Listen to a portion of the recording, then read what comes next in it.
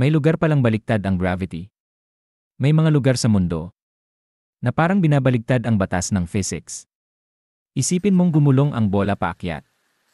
O ang kotse. Umaatras kahit naka-neutral. Totoo yan. At nangyayari sa mga tinatawag na gravity hills. Isa sa pinakasikat ay ang Magnet Hill sa India. Kapag tumigil ka doon at hinayaan mong naka-neutral ang sasakyan mo, aakyat ito mag-isa. Parang may invisible force na humihila pataas.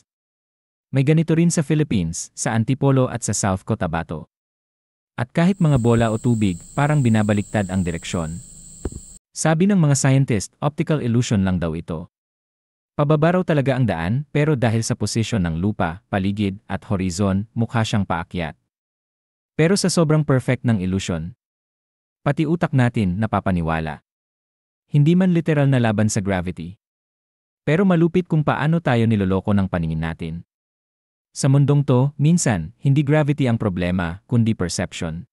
Kung gusto mo pa ng gatong videos, please like and share para sa gantong content.